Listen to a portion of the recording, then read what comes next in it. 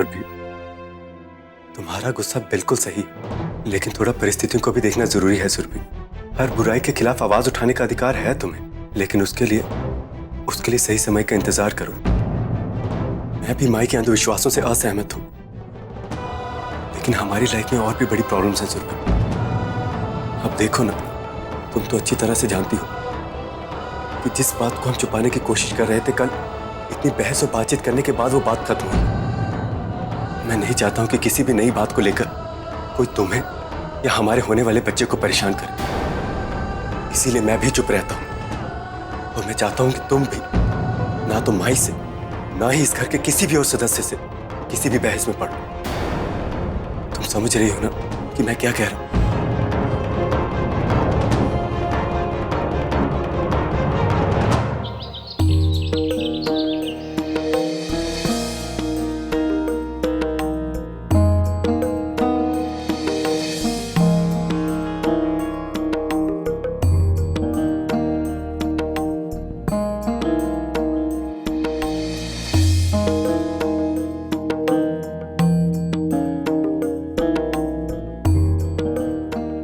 ढोलकिया, अमर, तुम लोग जाके रत्ना का सारा सामान ले आओ।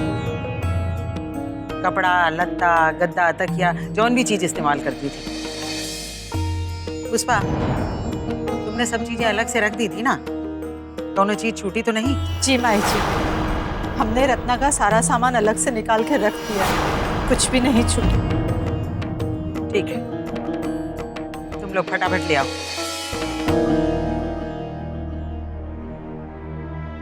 सारा सामान जला देंगे ताकि रत्ना की आत्मा को मोह माया से मुक्ति मिल जाए। मृत्यु लोक में उसका भटकाव खत्म हो जाए। काजल, लक्ष्मी को खाना छुआ के गरीबन को खिला देते हैं। ले आओ।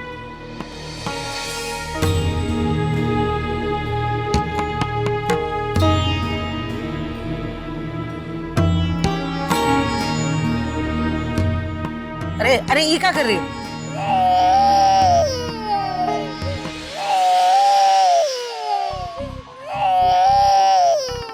अच्छे बच्चे, शाम को जितना चाहो हलवा खाना। सब लोग ध्यान रखना, लक्ष्मी को खाना शाम के समय ही मिलेगा। रत्ना की सब चीजें जलाने के बाद ही उसका उपवास टूटेगा।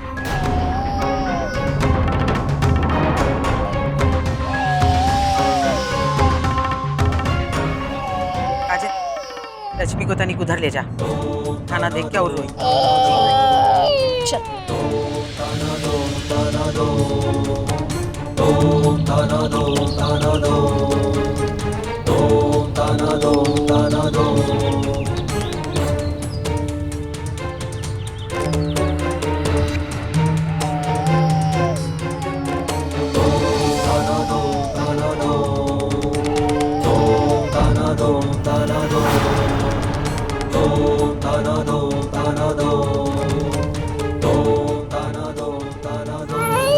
दीदी, हमें दीजिए, हम देखते हैं। बस बस, नहीं रोती नहीं रोती, चल ना। हाँ, नहीं, बस बस बस बस।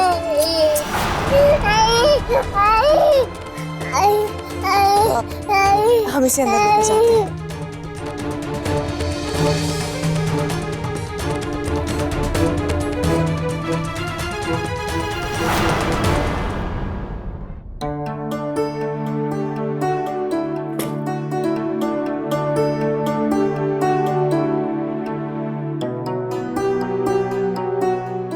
हमारे बच्चे को बहुत तेज से भूख लगी है ना, हम हलवा पूड़ी लेकर आते हैं।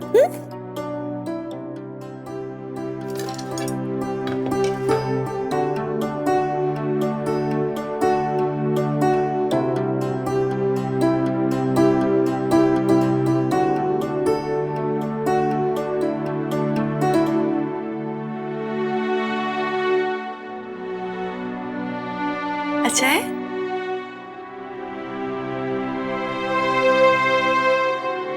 अच्छा है।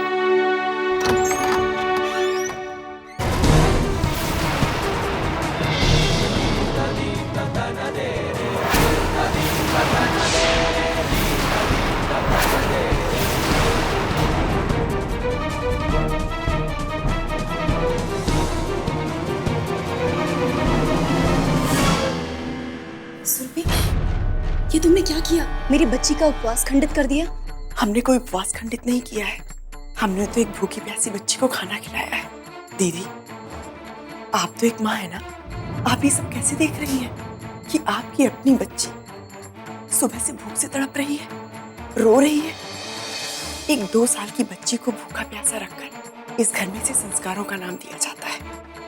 हमारे भगवान इतने भी निर्दयी नहीं हो सकते कि एक छोटी सी बच्ची की श्रद्धा को परखेंगे। और वैसे भी भगवान कभी भी अपने बच्चों को भूखा देखकर खुश नहीं हो सकते। आप ये बात क्यों नहीं समझते? सुरभि, हमें बहस करने नहीं आता। हमें जो सिखाया गया है, बताया गया, हमें वही सही लगता है। हम बस इतना जानते हैं कि तुमने ठीक नहीं किया। व्रत तोड़ा है और पाप लगेगा। दीदी, अगर आपको ऐसा लगता है कि हमने गलती की है तो हम आपसे माफी मांगना चाहते हैं, लेकिन प्लीज ये बात माई से मत बताइएगा, वरना वो हम पे बहुत गुस्सा करेंगी।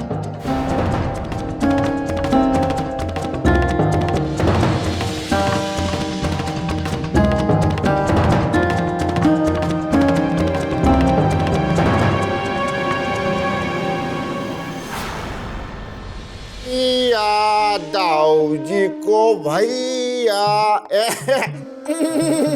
ओहो, अब घोड़ा थक गया, घोड़ा आराम करेगा। घोड़े को भूख लग गई, घोड़ा खाना खाएगा।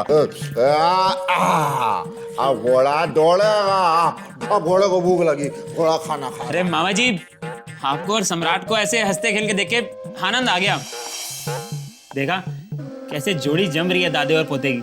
सम्राट कितना खुश है अपने दादाजी के साथ। सचमुच सम्राट बहुत खुश है। और ओहो, चलो उधर चले अपन, उधर चले। मजा आया है? दादा के घोड़े पे बैठ के।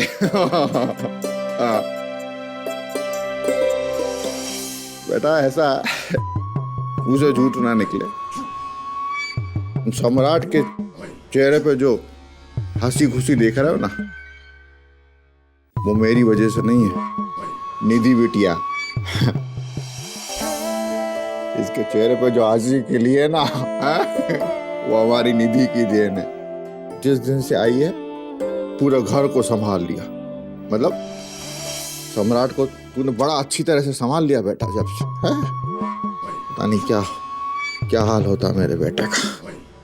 बेटा थक गया, बैठ जा। रत्ना तो मर के मुक्त हो गई है? और इस कठोर दुनिया के जाल में इस मासूम बच्चों को फंसा के चली गई। मुंह से झूठ ना निकले। मरे के बारे में कुछ नहीं कहना चाहिए, लेकिन मैं तो उसे निर्दयी मानता हूँ। इतने छोटे बच्चे के सर से अपनी ममता का साया उसने एकदम से हटा दिया। एक बच्चे के लिए माँ ही तो उसकी सब कुछ होती है। उसकी दोस्त, उसकी मार्गदर्शक, उसकी गुरु, उसी की नजर से देखता वो दुनिया को, समझता। रत्ना को कम से कम इतना तो सोचना चाहिए था। माँ को खो देने वाले से बड़ा अभागा कोई नहीं। वो सबसे बड़ा अभागा जो बचपन में अपनी माँ को खो दे। मुझसे झूठ ना निकले। बेटा हम तुम्हें एक बात बताते हैं। हमारे एक चाचा थे दूर के, बचपन में उनकी माँ मर गई। बस दिन भर बेचारे माँ माँ माँ, यही रट, एक ही शब्द माँ माँ कह रहे हैं और रो रहे हैं, मामा कह रहे हैं और रो रहे हैं।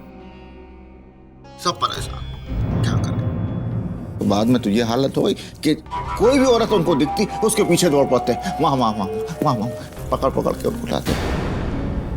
फिर किसी पागलों के डॉक्टर से उनका इलाज करवाया। 2 दुख इंसान को सबसे ज्यादा परेशान करते हैं, समझ लो उनके उसके जीवन का श्राप हो जाते हैं। एक, बचपन में अपनी मां को खो देना, और दूसरा बुढ़ापे में बीवी का मर जाना। क्या होगा मेरे बेटे सम्राट का? हम भी इसी बात से परेशान रहते कि क्या होगा सम्राट का, कौन संभालेगा इसे।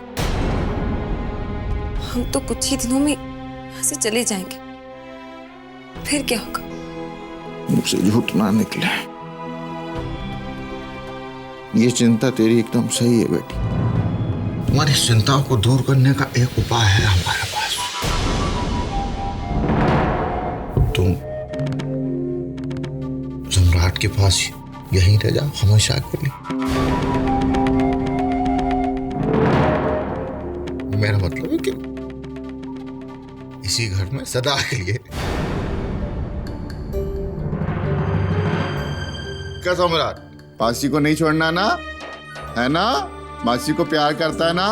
हाँ बोलो, मासी मासी हमेशा के लिए हमेशा के लिए इसी घर में मेरे पास ही रह जाओ। मैं वैसे रह जाऊं। मुझे छोड़ के मत।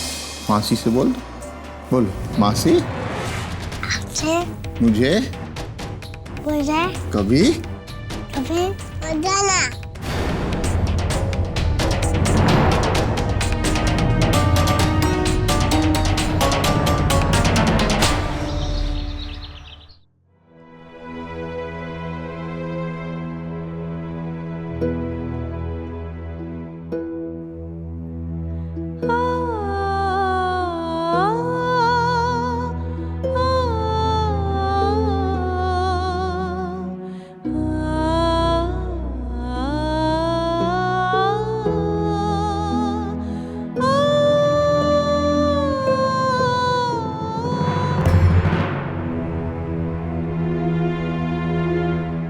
अमर रुको।